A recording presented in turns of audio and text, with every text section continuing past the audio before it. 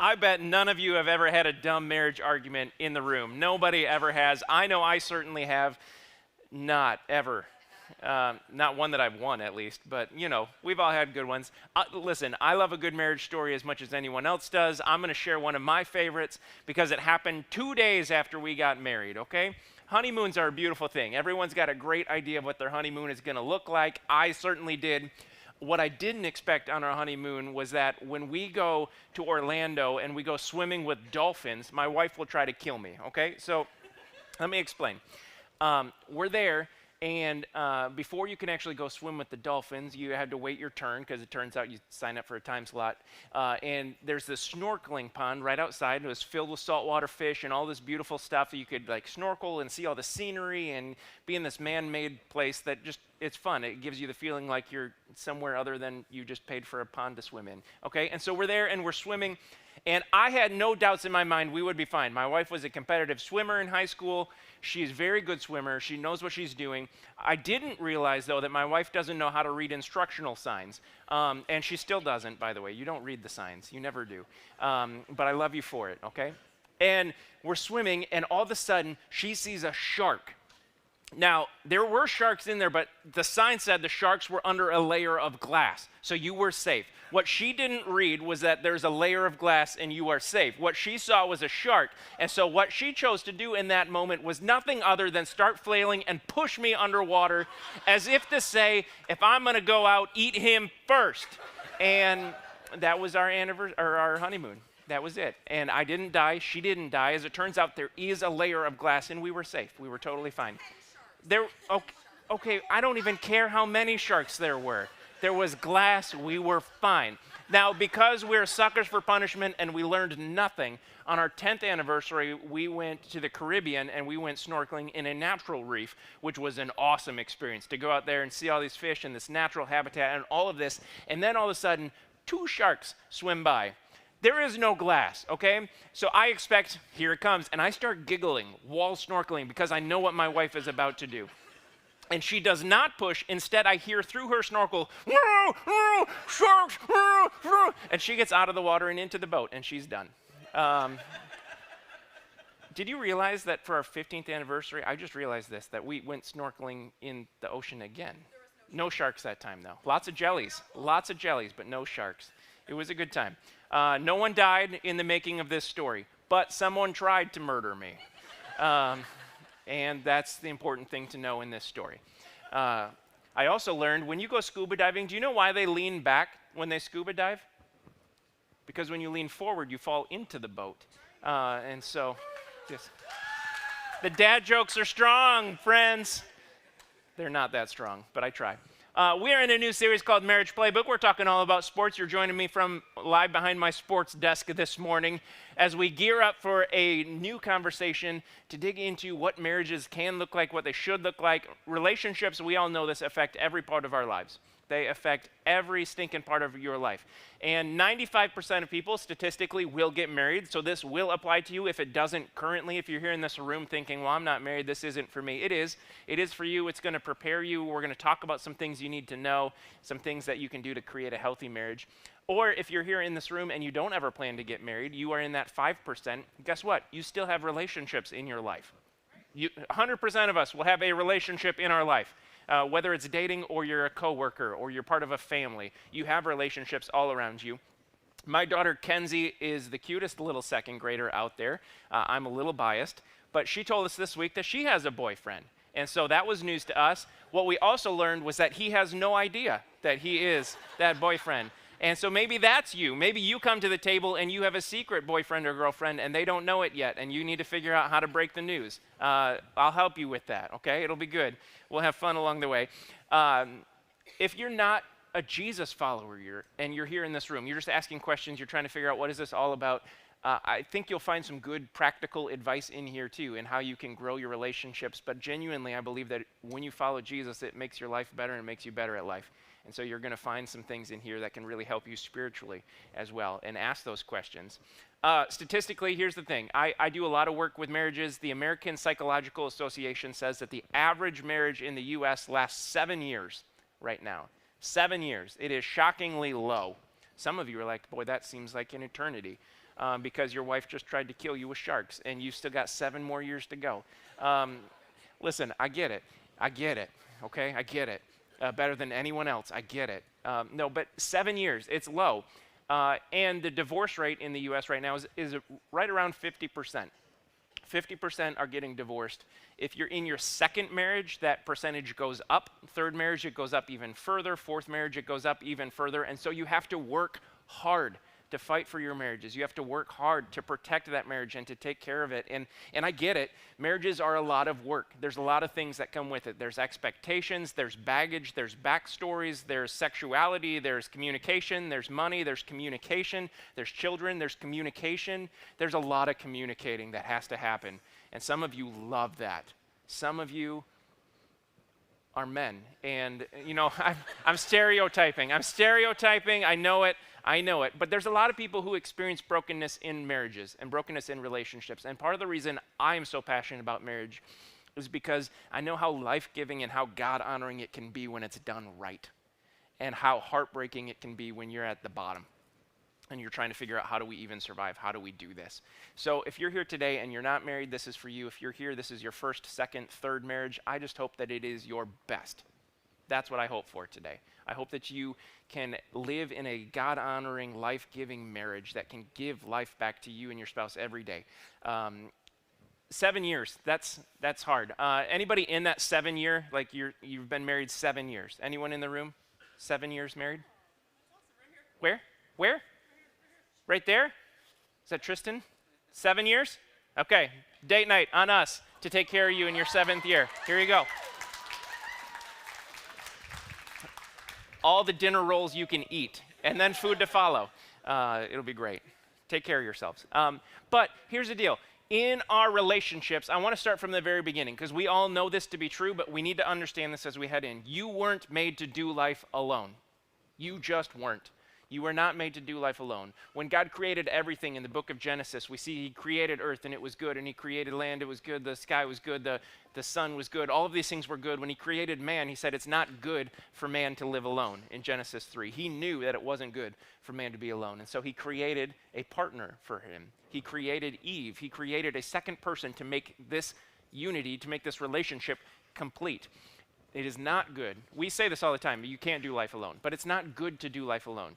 Some of you married in this room think a little alone time wouldn't be so bad every once in a while, and I get that too. Let me tell you another funny story. You ready? This is a good one. We were on our flight to Orlando for our family vacation just a couple of weeks ago, and while we're on the flight, I see this couple come in toward the end. Everybody's loaded in, but this couple comes in, and it's a husband on one side of the aisle and a wife on the other side of the aisle. And I thought, well, that's kind of a bummer. Like, if I'm traveling with my wife, I want to sit with my wife. Like, let's just, do life together. That's what we're here for. And so I'm like, oh, that's too bad. And then she starts talking to the people next to her. And she's not just talking to the people next to her. She's talking to the people next to her. You know the difference. And so she's like leaned over. She's in it. She is in the conversation. And me being a people watcher that I am, part-time stalker, part-time people watcher, whatever you want to call it. She's in the row right in front of me. There's no getting around it, okay? She starts talking about her devotional book and how much she loves this devotional book she's doing. She's getting so much out of it, of her time with Jesus in the morning. And I love this conversation. I thought about chiming in, because I'm a pastor in the row behind you. You're talking about devotional books. Let me just jump in on this and tell you about the one I'm going through right now, because it's also good, and let's talk about it. But she was on fire. And I'm not going to interrupt that. Well, hour and a half later, she's still talking about the same devotional book. She is in this thing. And the person next to her, I thought, might have punched her at the beginning, but somehow by the end, she was in it too. And she was learning all about the stuff this other lady is learning. And I'm like, this is a 2-hour conversation about your devotional book. And I was impressed. I'm a pastor. I can only go for 25 minutes, and then I quit. She keeps going. And then I did the thing. I looked over across the row, and I looked at her husband, and he had the greatest smile on his face, like somebody else's turn. I could read it all over his face. I saw it. And there's a guy who appreciated the fact that he purposefully bought the tickets on opposite sides of the row. There's no doubt in my mind. And that was a good play. I get it. I get it. But if we're talking relationships, the purpose of relationships from the very get-go are to make us complete. And so we look for wisdom and how to do it well. We look for ideas from people of what it means to have a healthy marriage or a healthy relationship and how do we do this successfully. And we get great quotes all over the place, like this one from Mark Twain. He said, "To get the full value of joy, you must have someone to divide it with." I love that. It's a nice heartfelt sentiment. To have somebody to divide that joy with makes it complete. Or maybe you relate more to this one from an unknown author who said 90% of being married is just shouting, "What?" from other rooms. This one hits close to home for me. I get it. I get it. Or maybe you're more like Jack Benny, who said, "My wife Mary and I have been married for 47 years, and not once have we ever had an argument serious enough to consider divorce. Murder? Yes, but divorce never." Maybe that's you. Maybe you are in that one. We look for wisdom all over the place. There's a guy named Solomon who existed during the Old Testament times, the first half of your Bible. Solomon was known for his wisdom. And he wrote the book of Ecclesiastes. And Ecclesiastes is one of those books of wisdom where he's searching for wisdom. He's trying all sorts of different things to see what is wise, what is not wise, how do we find wisdom in the world around us. And he gives a great quote inside of it in Ecclesiastes 4. If you brought your Bibles with you, you can flip there. Ecclesiastes 4. He says this, and chances are you may have heard this at a wedding before. Starting in verse 9, he says, "Two are better than one because they have good return for their labor. If either of them falls down, one can help the other up. But pity anyone who falls and has no one to help them up." It's pretty self-explanatory. It's helpful to have a partner in crime, helpful to have somebody with you. Also, if two lie down together, they'll keep warm. But how can one keep warm alone? Although one may be overpowered, two can defend themselves. A cord of 3 strands is not quickly broken. It's this idea you can do more together than you ever could apart. And if you've heard this in a wedding, chances are somebody used that analogy and that third cord was God, that he's in the relationship and you bind that all together. That's not actually what this is talking about at all, but it's a beautiful analogy still. You should incorporate God into your marriage and braid that right in there. But the idea in this is he's talking just before this about how one person can toil all day long and there's not a whole lot of reward for that and you just end up exhausting yourself. But having a friend, having someone to do life with makes it better. And then if you have 3, that's even better. Now, as far as marriage advice goes, it is not better. Stick with 2, you're good. Don't need any more than that. If there's a third, let's have that conversation because we got some work to do. But the idea is in relationships, just relationships in general, you can do more together than you ever could apart.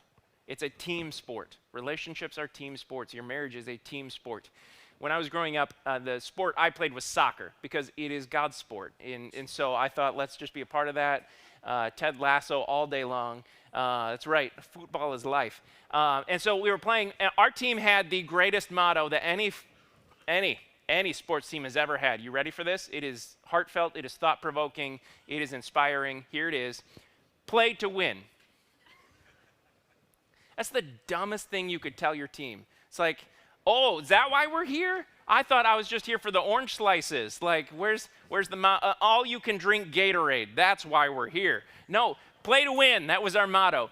And some of you in your marriages, you are playing to win. The problem is you think that the spouse is the one that you need to be competing with. Or maybe for some of you, you've just forgotten, what does it even mean to win? What are we winning? Why are we here? What are we doing?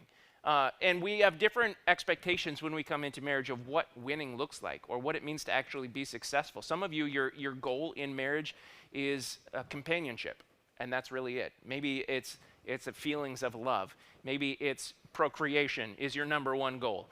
Maybe your goal is to raise a family. Maybe it's to develop a future or to set up whatever it may be. You have goals that you bring to the table. But in marriage, I say this to every couple that I do premarital counseling with. Nobody goes into marriage planning to fail. But a lot of people go into marriage failing to plan, where you don't think about what are we trying to do here? What is our goal? What is the end goal of this marriage? What does this look like? And in sports, it's the same way. It doesn't do you any good to run plays if you don't know the end goal. It doesn't do you any good to run plays without knowing the end goal. So what is that end goal? You know, when you have a great playbook, when you have a next level playbook that takes things deeper, that takes things further, a next level playbook creates next level plays. And when you are looking in your marriage for how do we take this to a new level, how do we do better at this, you need that next level in there to figure that out. But it doesn't do you any good if you don't know what we're trying to achieve. What are we doing? Why are we even doing this? Is it just because we like each other? Or is there something more to it? And that's where I think we jump over to the words of Paul, because Paul, he wrote this book called Ephesians, which is in your New Testament. And Ephesians is after Jesus comes. And it's all about the idea that if Jesus has come, if Jesus is a part of your life, if you are a Jesus follower, it should change the way you live.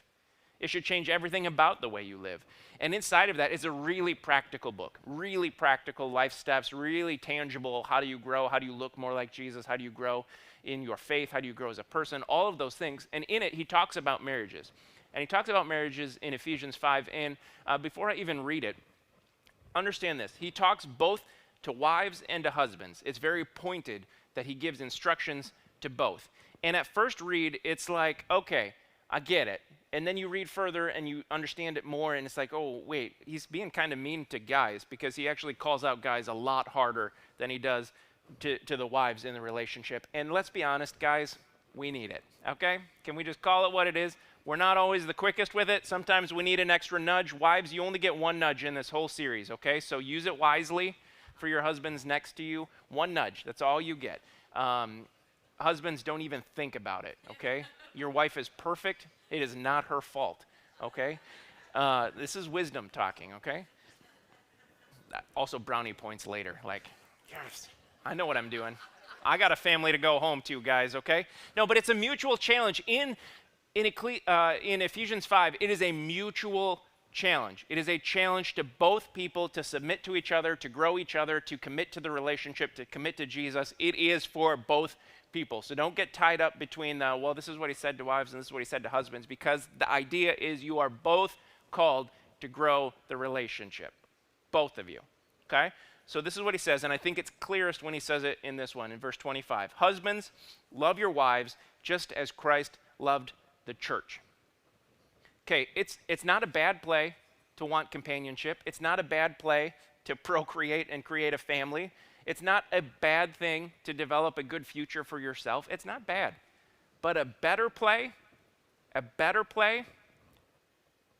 love each other the way Christ loves the church. Okay, well, how did he do that? What does that look like? Okay, this is Paul getting practical, tangible. Husbands, love your wives just as Christ loved the church and gave himself up for her, to make her holy, cleansing her by the washing with water through the word, and to present her to himself as a radiant church, without stain or wrinkle or any other blemish, but holy and blameless.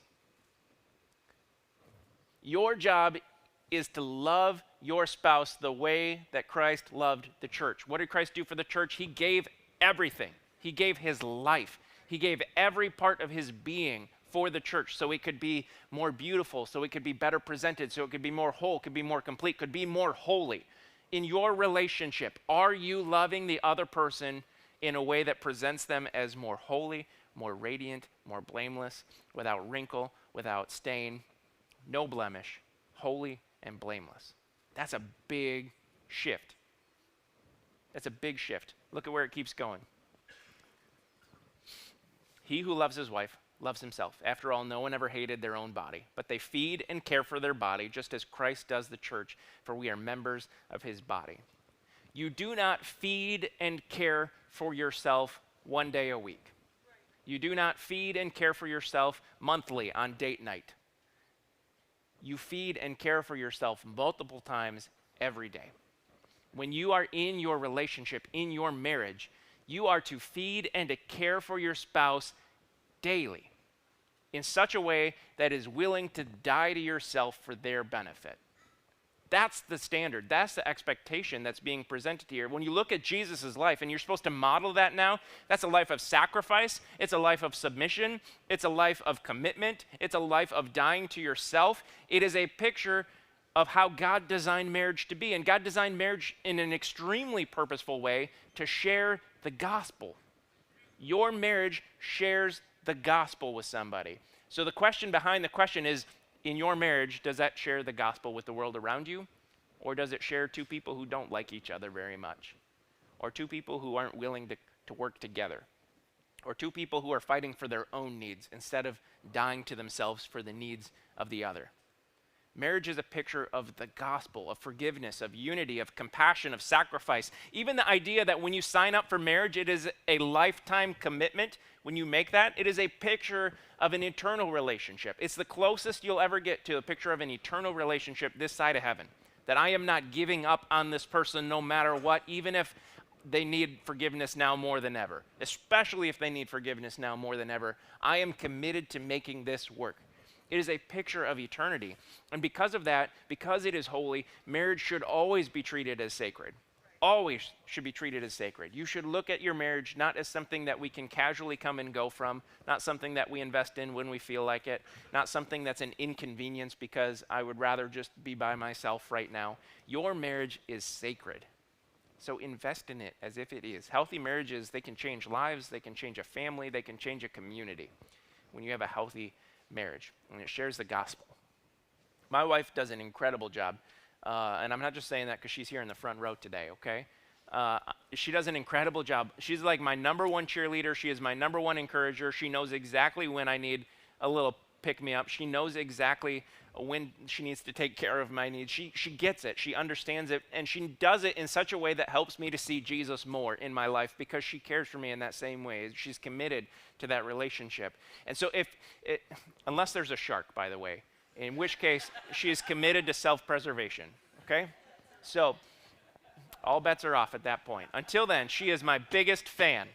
But if you're looking at your marriage and you're going, I want to play to win, I want to win this thing, you got to understand what the ultimate win is, what the ultimate goal, because the end goal of marriage is to help the other person look more like Jesus. That's it. Your end goal in marriage is to help the other person look more like Jesus. There's a great author, and I'll talk a little bit more about this guy next week, who wrote a book called Sacred Marriage, and I'll have some copies next week you could buy if you like at the store. But he says it this way. Gary Thomas says, what if God designed marriage to make us holy more than to make us happy? And there's a lot of depth to that.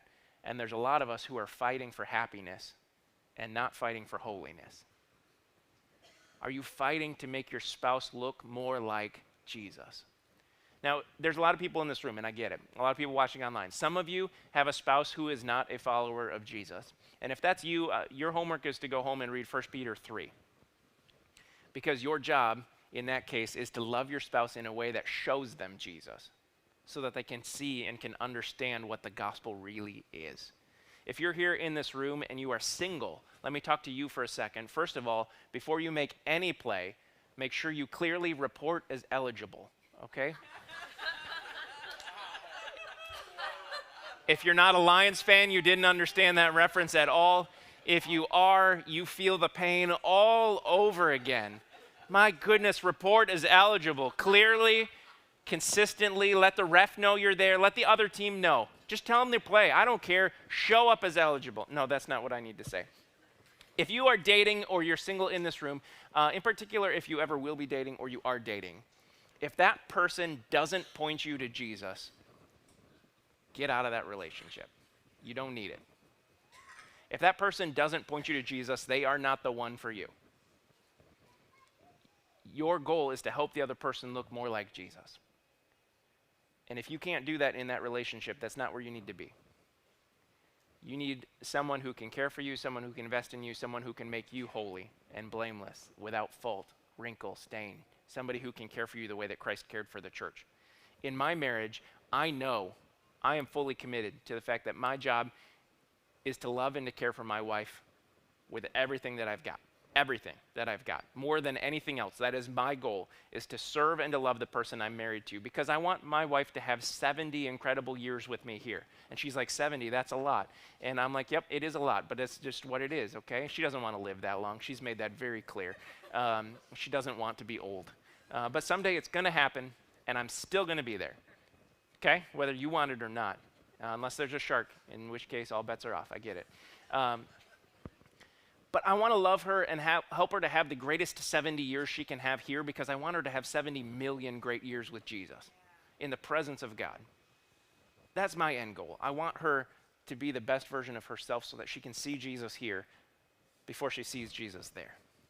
I want that for her. I want that for your marriages. I want that for your relationships. And so my challenge for you, this is not the time to nudge your spouse. This is not for them. This is for you. Your challenge is to live and love like Jesus. Now, live and love like Jesus. You live in such a way that shows Jesus to your spouse. And then you show it to them with everything that you've got. Everything that you've got. If you're here in this room and your marriage is struggling and you need a fresh start, this is where you start. This is it. If you need support and help and somebody to walk alongside of you with that and to help get you guys there, let us know. Stop by the Next Steps table, fill out the Connect card, let us know. If you're here in your life and you know that before I even do that, I need to start with Jesus and you need to make that decision for yourself, let us know. Any of those things, we can put the Connect card QR code up there, whatever it is. If you just need prayer for your marriage, if you need to make a spiritual decision, do it. Maybe you're in a place where you're like, our family needs to finally put Jesus first in our family life. And you want to be a part of child dedications in 2 weeks. You can be a part of that. Sign your kids up. We'll dedicate the whole family to the Lord. We'll be a part of that together. Maybe for you, it's a next step to get baptized and actually follow Jesus in that. We'll do that next month. Sign up now. Be a part of that. Whatever it is, in your relationships, in every one of them, whether it's your marriage or your coworkers or your kids or anyone that you ever meet, you need to live and love in a way that shows Jesus. And in doing so, you're going to create some of the healthiest relationships you've ever seen.